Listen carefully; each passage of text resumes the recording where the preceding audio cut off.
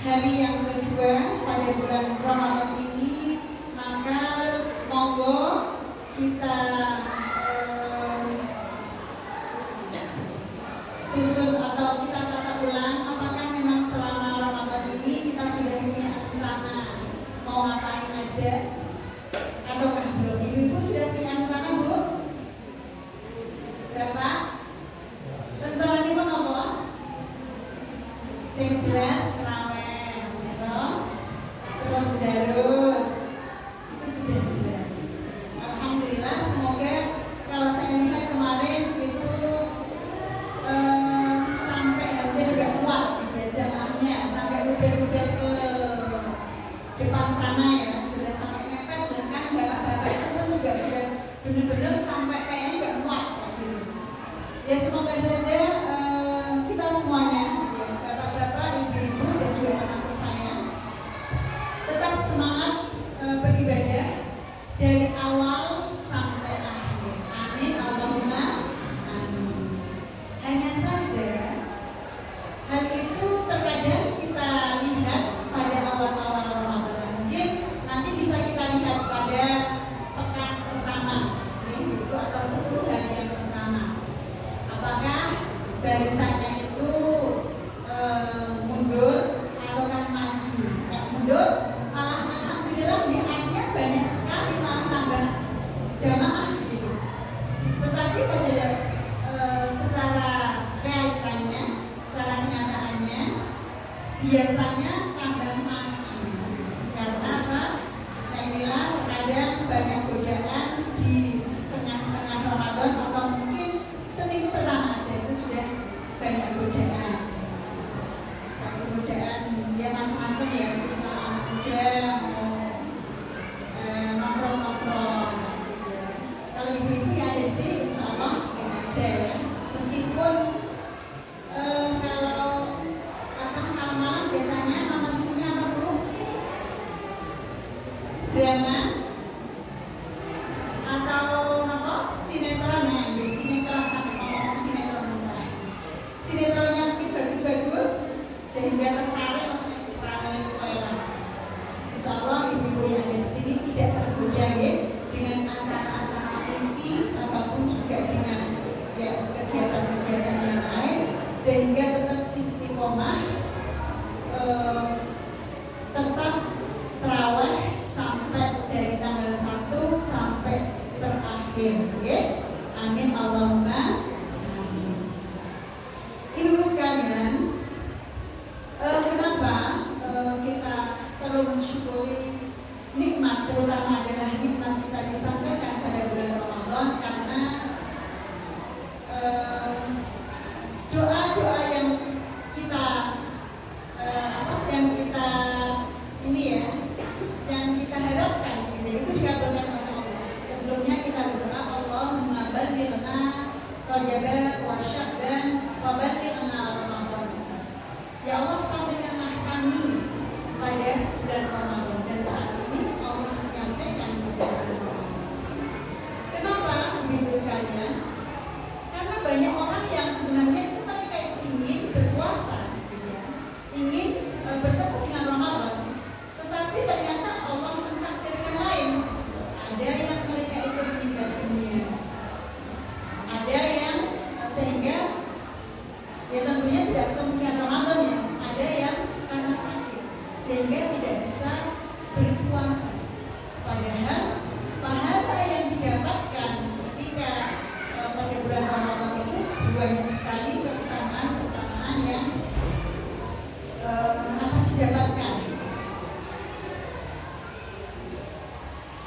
Nah, di dalam hadis yang diriwayatkan oleh Bukhari Muslim tentang bagaimana keutamaan dari bulan Ramadan, dikatakan di sini bahwa dari hadis riwayat Ibnu Khuzaimah bahwa amalan sunnah yang dilakukan pada bulan Ramadan itu seperti pahalanya seperti amalan fardu. Dan terus menawi ibu-ibu, bapak-bapak melakukan sholat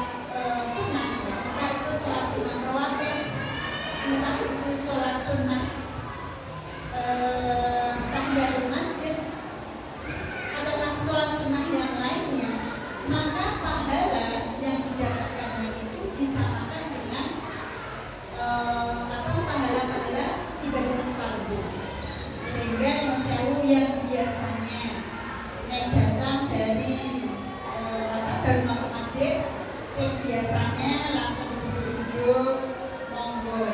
Oke. Sholat apa Bu? Tahiyatul masjid terlebih. Karena inilah keutamaan gitu ya, yang Allah berikan. Jadi amalan-amalan sunnah yang lainnya itu disamakan dengan amalan-amalan fardhu. Entah itu sedekah, entah itu sholat, atau juga amalan-amalan yang lain. Kemudian umroh di bulan Ramadan itu setara dengan haji. Ini ya, kita berdoa bersama-sama ya, semoga Allah kabulkan, semoga Allah memberikan kesempatan kepada kita untuk bisa umroh pada bulan Ramadan. Misalnya kita jangan ini Bu, aku duitkan gitu. Mungkin kita punya bayangan seperti itu, tetapi kalau Allah berkehendak dan mungkin nggak tahu kan dari mana jalannya gitu ya, atau ada orang yang mau mengumrohkan, atau kan yang sewu dapat terima ganti tol misalkan, atau juga yang lainnya, sehingga kita punya kesempatan untuk umroh pada bulan Ramadan. Jadi umroh pada bulan Ramadan, sehingga umroh pada bulan Ramadan ini orang banyak berbondong-bondong ya untuk umroh pada bulan Ramadan, karena memang nilainya itu sekarang.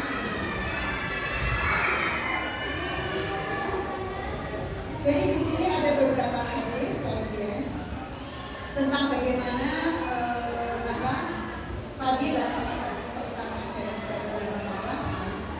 Barang siapa yang mendekatkan diri dengan satu kebaikan atau sunnah di dalamnya, nilainya seperti orang yang melakukan perbuatan yang diwajibkan di bulan lainnya. Jadi kalau pada yang tadi saya sebutkan tadi ya, misalkan sholat sunnah tahiyatul masjid pada bulan Ramadan, itu nilainya sama saja sholat fardu pada bulan selain pada bulan Ramadan. Misalkan ada bulan Sya'ban, ada bulan Rajab. Dan barang siapa yang melakukan suatu kewajiban, jadi kalau kita melakukan kewajiban, misalkan contoh sholat duhur, sholat asar, maka nilainya sama dengan 70 kali lipat dari kewajiban yang dilakukannya pada bulan yang lain. Sehingga disinilah kenapa ya, Ramadan itu begitu dinanti-nantikan. Bahkan kalau para ulama salaf, ulama-ulama terdahulu itu, mereka mempersiapkan untuk melakukan aktivitas-aktivitas Ramadan itu adalah 6 bulan sebelum bulan Ramadan. Jadi setengah tahun sebelum Ramadan ini mereka sudah mempersiapkan diri, apa saja sih nanti yang akan aku lakukan. Jadi mereka ini punya program-program tertentu ataupun juga amaliyah tertentu yang mereka persiapkan dalam rangka menyambut bulan yang mulia ini. Karena memang Ramadan ini adalah memang merupakan syahrul Quran, bulan diturunkannya Al-Quran, kemudian juga bulan adanya Lailatul Qadar. Ini pun juga merupakan keberkahan buat kita semua sebagai umat Muhammad. Kenapa? Karena kita ini pada umat Muhammad ini umurnya kisaran antara 60 sampai 70 tahunan, kisarannya seperti itu. Dibanding dan ternyata kita bisa unggul secara ibadah dibanding dengan umat-umat terdahulu yang seperti misalkan contoh umatnya Nabi Nuh, umatnya Nabi Soleh, umatnya Nabi-Nabi yang sebelumnya. Kalau Nabi Nuh itu usianya ribuan tahun, karena dakwah beliau saja itu beliau berdakwah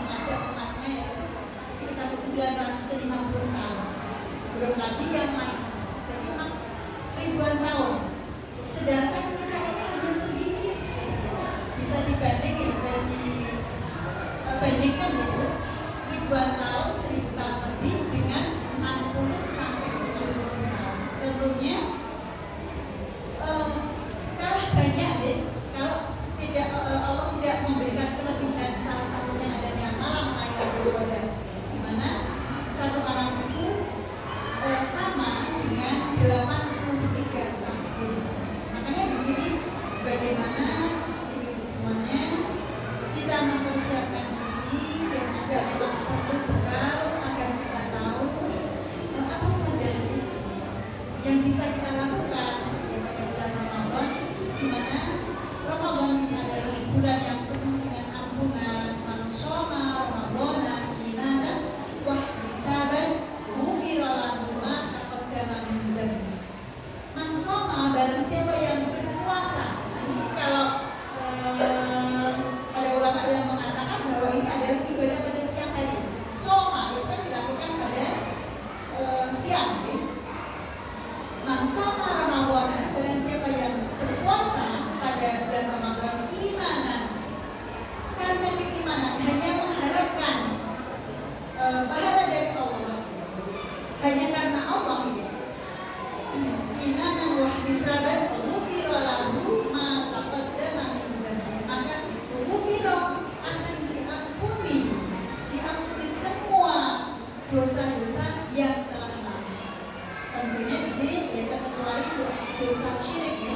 Jadi dosa-dosa yang sebelumnya itu diampuni oleh Allah Subhanahu wa taala. Jadi memang ada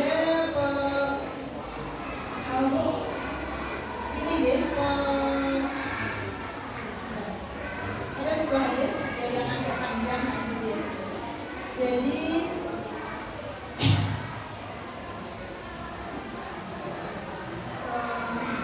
dosa seseorang itu diampuni dari Ramadan yang satu ke Ramadan yang lain. Jadi hadis yang terkait dengan bahwa dosa seseorang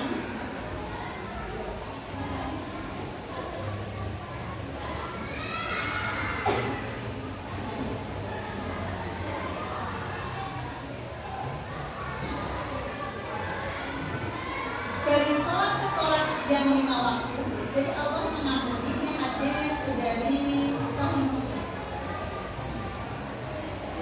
Jadi dosa-dosa seorang mukmin dari sholat ke sholat, jadi ketika ibu-ibu punya dosa dari sholat ke sholat, contohnya sholat zuhur ke sholat asar, maka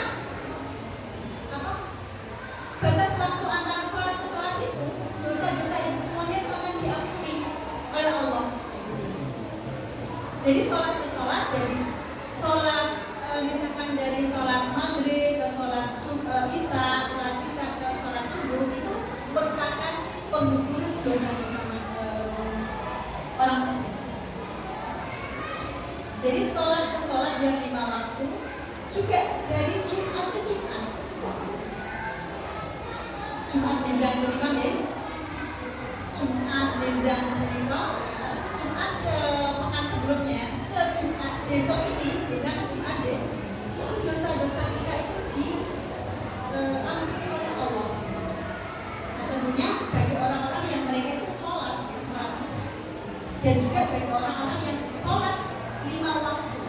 Jadi dosa-dosa kita itu diampuni manakala memang kita itu sholat maghrib, sholat zuhur ke sholat asar, maka dosa kita sudah diampuni. Kemudian sholat asar ke sholat maghrib, dosa kita diampuni oleh Allah. Kemudian sholat maghrib ke sholat isya, dosa kita juga diampuni oleh Allah. Tentunya kalau seperti itu kita sholat terus, insya Allah dosa-dosa kita akan bersih. Okay? Jadi sholat ke sholat menggugurkan dosa, Jumat ke Jumat juga menggugurkan dosa. Kemudian juga Ramadan ke Ramadan. Jadi Ramadan tahun dulu ke Ramadan tahun sekarang, dan kita berpuasa tentunya itu pun juga akan menggugurkan dosa-dosa kaum muslimin. Jadi bagaimana sebenarnya di sini Allah itu maha Rahman dan Rahimnya. Allah ini, Allah maha penuh dengan Allah maha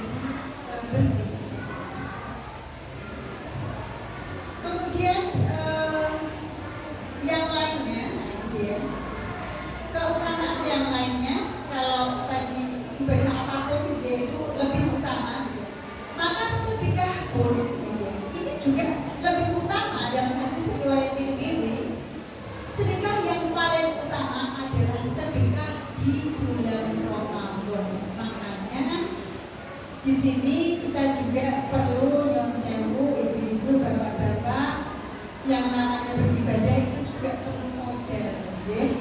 Yang namanya sedekah itu kan mengeluarkan uang, ya. Atau mungkin ibu-ibu punya hasil tanaman, hasil panenan, ya.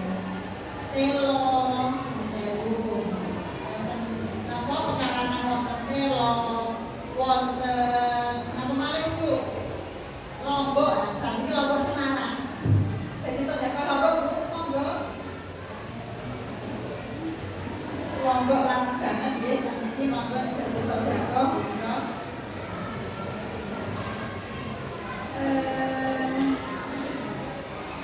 Jadi bagaimana kita mempersiapkan, bahkan sedekah pun gitu ya, kita perlu mempersiapkan. Kira-kira yang sewu nanti saya mau ngasih takjil ke siapa saja. Dalam sebulan ini kira-kira berapa yang mau disedekahkan. Yang namanya sedekah itu tidak harus banyak, berapapun, bahkan sebiji kurma sekalipun. Menawi kita punya, ya, kita di rumah punya sewu tanduran kurma, jika yang matang atau tidak iwong atau mungkin sak pasir, kita bawa ke pasir untuk kita sedekahkan. Atau punya apa saja yang sekiranya itu bisa membatalkan puasa sekalipun, itu air putih. Itu merupakan sedekah yang paling utama. Karena apa? Karena kita lakukan pada bulan Ramadan. Jadi tidak harus yang namanya sedekah itu harus punya uang 500.000, hanya harus punya uang 1 juta, harus punya uang 100.000. Tidak. Berapapun yang kita miliki dan itu kita sedekahkan dan itu niat karena Allah, ya, insya Allah itu sebagai sedekah yang terbaik karena kita lakukan pada bulan Ramadan, pada bulan puasa. Tidak hanya itu, bagaimana kalau misalkan kita dalam rangka bakti pada kedua orang tua, ya, kita sedekah atas nama orang tua. Kita ingkang garwanipun misalipun sampun sedo, bapakipun, ibunipun sampun sedo, monggo. Berapa nilainya? Tidak harus 50.000, 100.000, enggak, bahkan 2.000 sekalipun. Ketika itu kita niatkan dalam rangka untuk pahalanya biar itu mengalir kepada orang tua kita yang sudah meninggal, insya Allah itu kita mendapatkan pahala sedekah dan pahala berbakti kepada kedua orang tua. Jadi tidak cuma satu tok pahalanya, pahala sedekah, ya, tetapi dua keutamaan. Kita mendapatkan pahala sedekah dan pahala berbakti kepada kedua orang tua. Jadi tidak harus tunggu punya uang ratusan ribu atau bahkan jutaan untuk sedekah. Jadi sedekah yang paling utama adalah sedekah bulan Ramadan. Kemudian pahala umroh pada bulan Ramadan itu menyamai pahala ibadah haji. Ini hadis Bukhari Muslim. Kemudian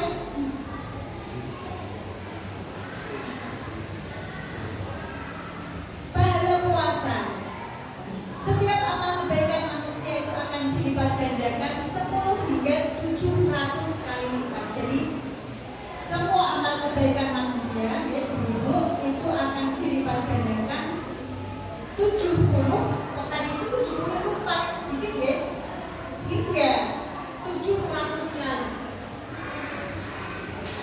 Kemudian Allah berfirman, kecuali apa? Puasa. Karena puasa itu untukku dan aku sendiri yang akan membalasnya. Jadi puasa itu adalah pahalanya tidak terhingga.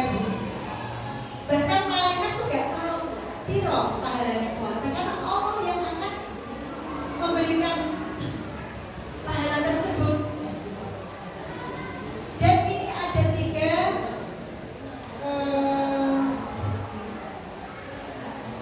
tiga pahala, di mana Allah memberikan pahala dengan pahala yang tidak terbatas, itu ada pada 3 orang. Siapa itu?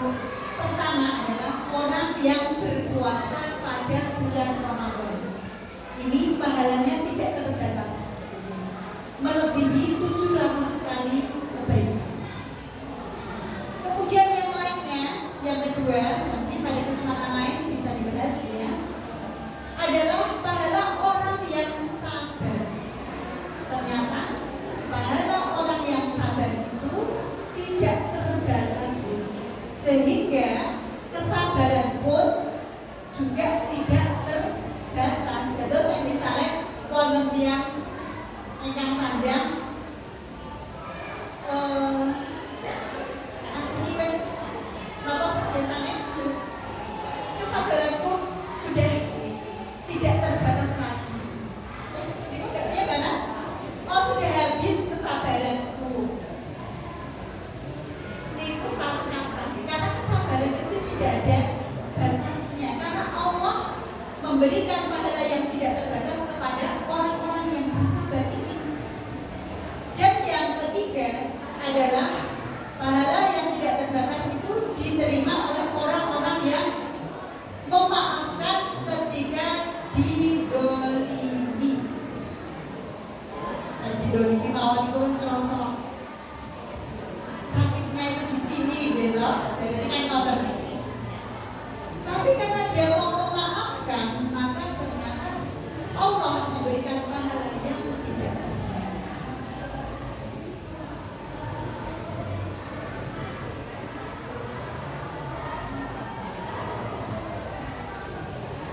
Nah, ibu sekalian, maka di sini saya rugi banget nih kalau kita tahu bahwa di sini ternyata dengan kita ngaji, kita tahu bahwa pahala dari berpuasa itu tidak terbatas, sehingga sangat rugi sekali bagi orang-orang yang tergoda oleh makanan sehingga mereka itu tidak berpuasa. Wonten napa wonten Bu tiyang Islam sing boten poso? Pak. Nah, tedalan-dalan mungkin wonten to sing nika lho, nek ten parang-parang niku sing kledo ketok nika lho. Gitu. Ternyata ada dan banyak. Padahal Allah akan memberikan pahala yang tidak terbatas. Dan tidak terbatas itu seberapa kita tidak tahu. Inilah bagaimana sesungguhnya kasih sayang Allah kepada kita kaum muslimin. Dengan Allah banyak sekali memberikan ampunan, Allah memberikan pahala, Allah memberikan keberkahan buat kita kaum muslimin yang berpuasa. Kemudian tadi masalah pengampunan dosa ya, tadi sudah saya bacakan. Mansoma Ramadana imanan wa ihtisaban ghufira lahu ma taqaddama min dzambi. Kalau mansoma itu kan tadi barang siapa yang berpuasa, yaitu ibadah pada siang hari. Tetapi pada versi yang lain, pada hadis yang lain itu adalah man qama ramadhana imanan wa ihtisaban ghufira lahu ma taqaddama min dzambi. Perbedaannya kalau tadi soma puasa gitu ya. Ini pada siang hari, sedangkan di sini man qama barang siapa yang mendirikan. Ini ada yang tafsirkan mangkoma ini adalah ibadah-ibadah pada malam hari. Jadi pada malam hari pun, jadi nggak cuma sekedar pada siang hari pas poso ini ya. Pahala dosa-dosa itu diampuni. Tetapi pada malamnya, itu Allah mengampuni. Mangkoma barang siapa yang mendirikan ibadah pada malam hari, maka Allah akan mengampuni dosa-dosa orang tersebut, mata qaddama min dzambi, dosa-dosa yang telah lalu. Artinya apa? Di sini Allah itu mengampuni dosa-dosa kita 24 jam pada siang hari ataupun pada malam hari pada bulan Ramadan.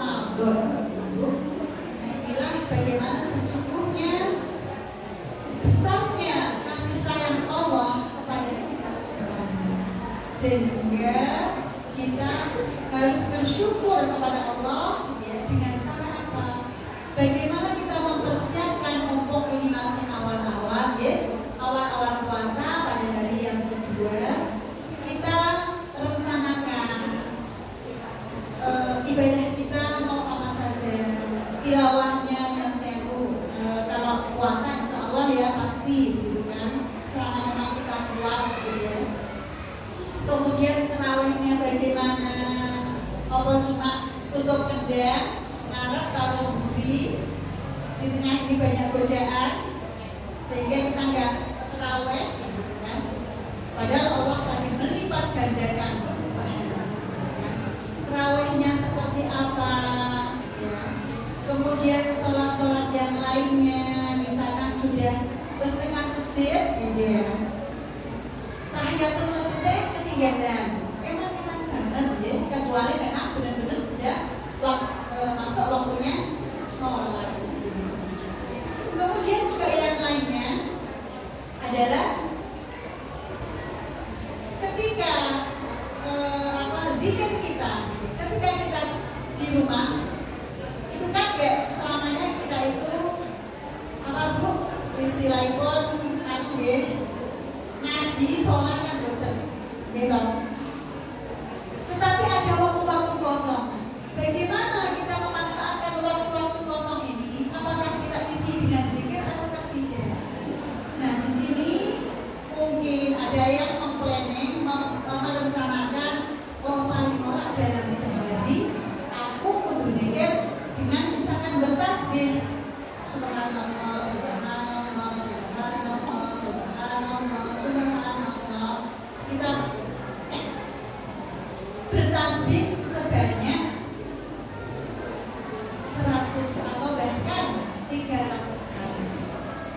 Monggo ya, monggo ibu kalau di rumah ada tasbih, monggo dipakai untuk apa? Kita biar tahu, oh ya saya punya target. Ben, boten yang saya lakukan kadang di rumah ataupun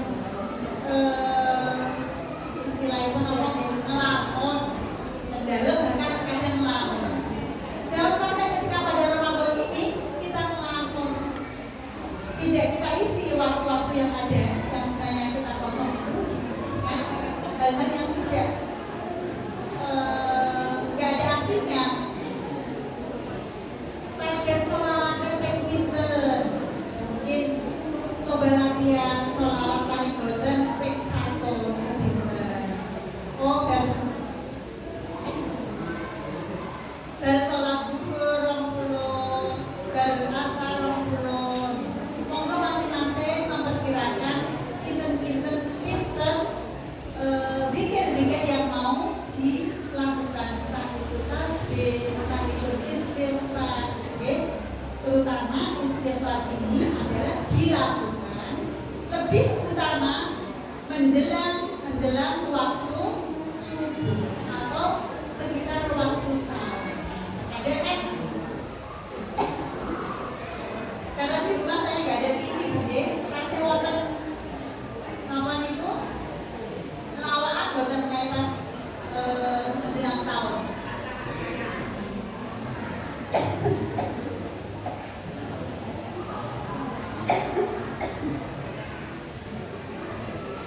Terkadang itu malah asik nonton lawakan gitu. Padahal nah itulah memang godaannya. Itulah waktu-waktu mustajab menjelang subuh, waktu-waktu sahur. Dan juga disitulah waktu-waktu yang mustajab atau waktu-waktu yang memang di afdal-afdalnya untuk beristighfar. Jadi perbanyaklah istighfar, yang terutama adalah pada waktu sahur.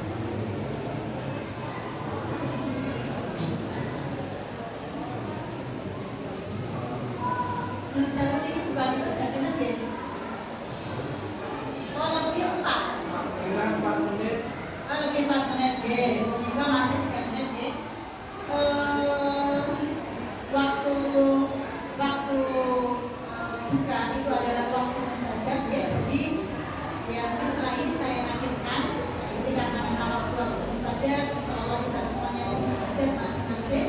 ya, menjelang buka, dan setelah kita buka, setelah kita membatalkan buka, monggo diperbanyak doanya ya, dengan entah itu untuk pribadi atau untuk putranya, untuk orang tuanya, untuk ya hajat-hajat yang diinginkan.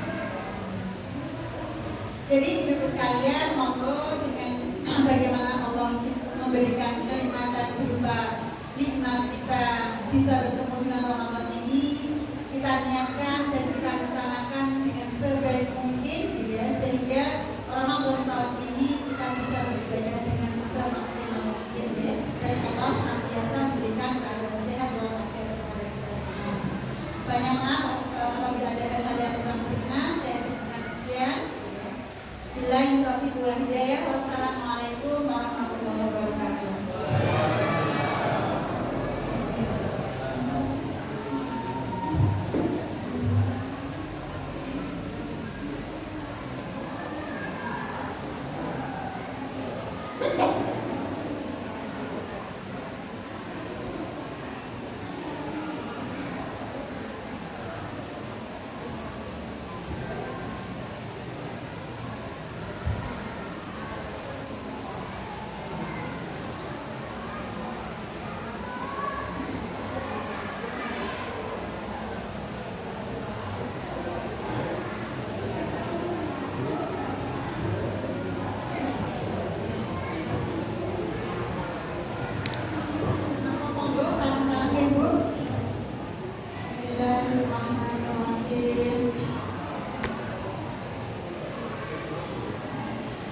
Allahumma innaka afuwun tuhibbul afwa fa'fu anni. Allahumma ighfir, Allahumma a'tiq riqabana. Allahumma a'tiq riqabana wa riqaba abaina wa riqaba